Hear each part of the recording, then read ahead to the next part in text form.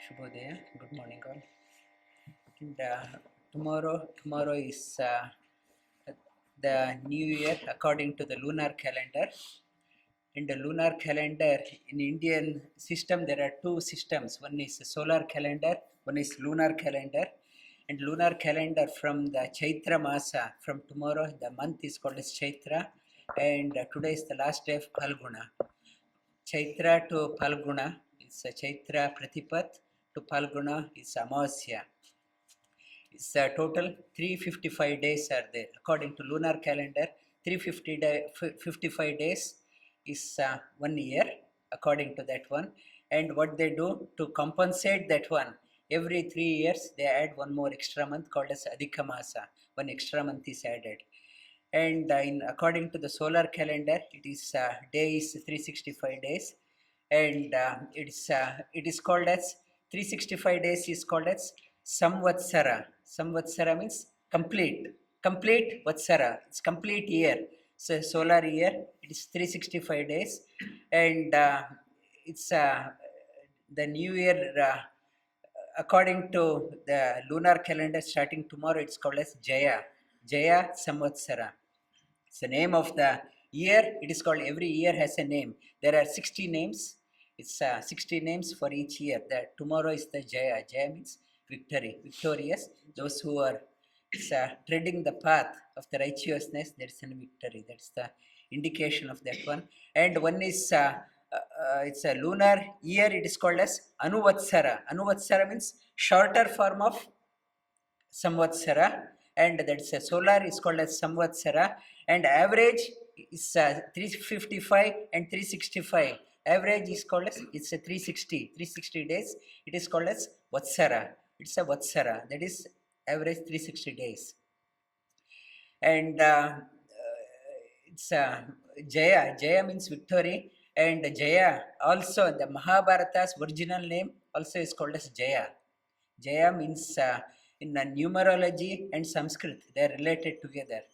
Like Jaya is cha cha ja, kaka gaganga cha cha ja. It's the 8th letter, and ya ra la va sha. Ya is the first one, and in Sanskrit it's 8 and 1. It's written in a reverse, that is 18. Letter 18 indicates victory. It's a letter 18 indicates Jaya. 8 plus 1 is 9. 9 is the complete number. Complete number 9 means victory. And 18, Bhagavad Gita has 18 chapters. That is Jaya. So we'll try to learn Bhagavad Gita in the coming year. That is another indication for us that as much we try to learn 3-4 chapters so far, and we will try to attempt to learn more chapters in the coming Jaya Samvatsara. It's a Samskrita that in Bhagavad Gita has about 700 shlokas. Out of that, about 600 are in Anushtup Chandas. Anushtup means with the 32 letters. It's 32 letters. If you are singing, break that one into it's 8 letters. 8 letters, break 8, 8, 8, 8. It's easy to pronounce, and traditionally that Sanskrit was written no gap. It's all one line, all 32 letters in one line. There is no gap. And for our convenience, we started splitting that one for our easy pronunciation. And most of us do not know that Sanskrit doesn't have a script as it is. There is no script for Sanskrit. It's we think what we see now, Devanagari, what we say, it is a modern script. It is once the printing technology came, that a script has come about. And originally Sanskrit did not have its script. And in Bengal, if you read the old script, they are written in Bengali. And in Tamil Nadu, it is written in Grantham script. And in Karnataka, it's a Kannada or Tulu. And in Telugu script. In Kashmir, if you look at that one, they are in Brahmi Lipi. And they are written in different letters. That it's script. It's a what we call it. It's Devanagari. It's a modern. It's about 600 700 years old. It's not a. It's a old script. And for example, this Anushtup Chandas, when you're reading this one, Idam Shariram Kaunteya, stop. It's a Gita. Gita, when you stop, split it, and it's very nice to hear. It's many Gitas are there. Bhagavad Gita, many Rudra Geet, Uddhava Geet, Bhikshu Geet. It's all masculine, whereas Bhagavad Gita, tha means it is to be sung. It should be nice to hear. It's like Vishnu Sahasranama also. It's in Anushtup Chandas. विश्वं विष्णुर्वषट्कारः भूतभव्यभवत्प्रभुः भूतकृत् भूतभृद्भावः भूतात्मा भूतभावनः. You are splitting in 8 8 8. It's very nice to hear that one. We will continue on this one where we left, and we will try. We'll start off, as I mentioned, the first loka is not there in many books, and still we'll try to learn that one. It's a question by Arjuna. Arjuna uvacha prakritim purusham chaiva kshetram kshetrajñameva cha etat veditu ichchami jnanam jneyam cha keshava. From here it is there. Idam shariram kaunteya kshetramityabhidhiyate etadyo vetitam prahuhu kshetrajñam iti tadvidaha kshetrajñam chapi mam vidhi सर्वक्षेत्रेषु Bharat क्षेत्रक्षेत्रज्ञयोर्ज्ञानम् यत्तज्ज्ञानं मतं मम तत्क्षेत्रं यच्च यादृक् यद्विकारी यतश्च यत् स च यो यत्प्रभावश्च तत्समासेन मे शृणु. ऋषिभिर्बहुधा गीतं छन्दोभिर्विविधैः पृथक् ब्रह्मसूत्रपदैश्चैव हेतुमिद्धि विनिश्चितैः महाभूतानि अहङ्कारो बुद्धिरव्यक्तमेव च इन्द्रियाणि दशैकं च पञ्चचेन्द्रियगोचराः इच्छा द्वेष सुखं दुःखं संगातश्चेतना धृतिः एतत्क्षेत्रं समासेन सविकारा उदाहृतम् अमानित्वम् अडम्बित्वम् अहिंसा क्षान्ति आर्जवम् आचार्यो उपासनं शौचम् स्थैर्यम् आत्मा विनिग्रहः.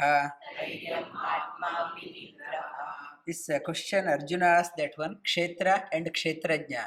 What is the field? Who is the knower of the field? Field is the area of our operation. And Sri Krishna says, field keeps on changing. It's changing. It's etakshetram samasena avikara udahritam. It's a field constitutes of various components. He talks about what are the components. It's a field is changing, but knower of the field is changeless. Our purpose is to understand the changeless in the ever changing. And back in India, I asked someone to learn about yoga and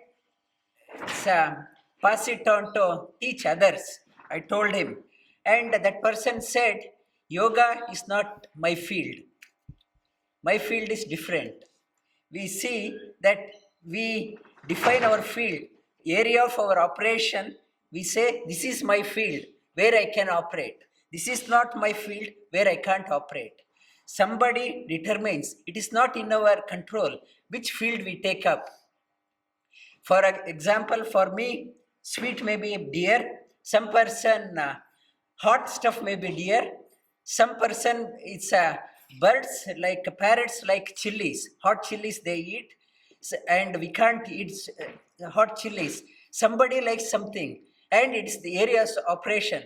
Who determines that one? That I want oily food. I want spicy food. Who determines that one? This tongue is rigid.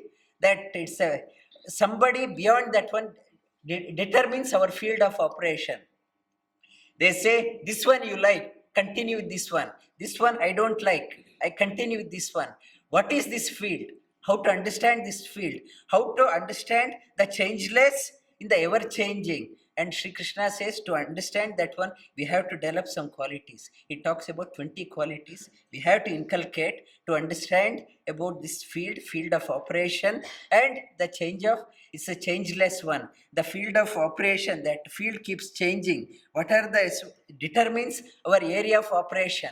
This, it talks about in Mahabhutani Ahankaro Buddhi Avyaktamevacha Ahankara Tattva. Ahankara means that I want that one. I want this.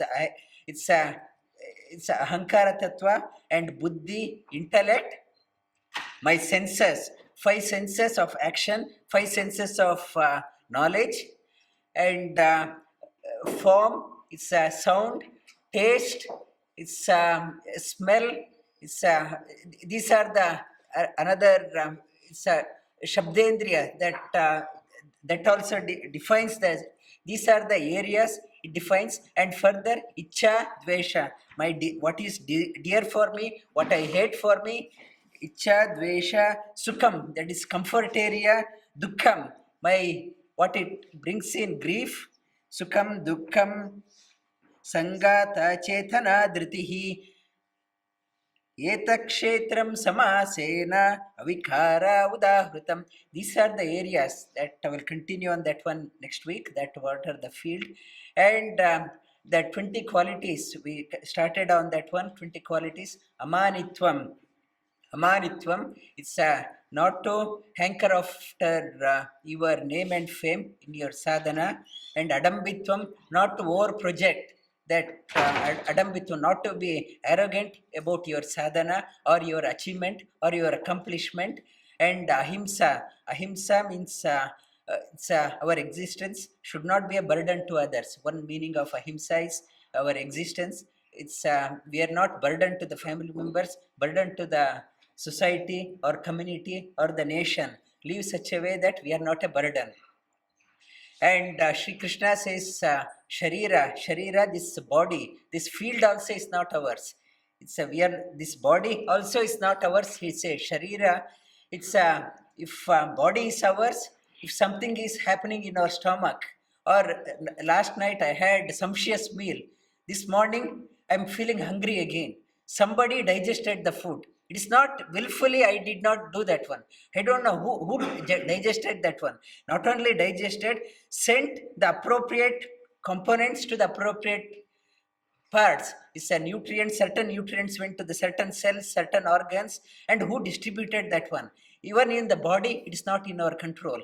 And some, if I have indigestion, somebody made me indigestion.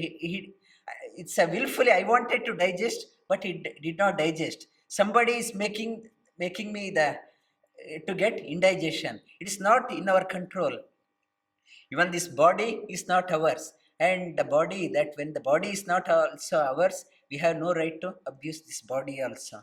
And it says that for our existence and killing other animals, that for our pleasure is Residence time on our tongue, 2 square inch tongue, it's about a few seconds.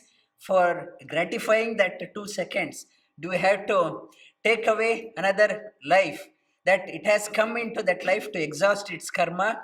It's if you have done that much of sadhana, if you can digest that karma, then you can eat. If you can't digest that karma, that you are taking upon that karma also, that is a spiritual level. And in the physiological level, our molar system is carnivorous animals have this canine teeth, very sharp canine teeth. Our molar system is not designed for that one. It's a very smooth canine teeth are there, and also it's physiologically that carnivorous animals drink water using their tongue, whereas humans we don't use our tongue for drinking water. Like a tiger or dog or monkey or cat, when they drink water, they put the tongue out and take the water through the tongue. Whereas cows, horse, or camel or giraffe, they suck the water. That's they do not use their tongue for drinking water, and we don't lick water to drink. We are not designed for that one.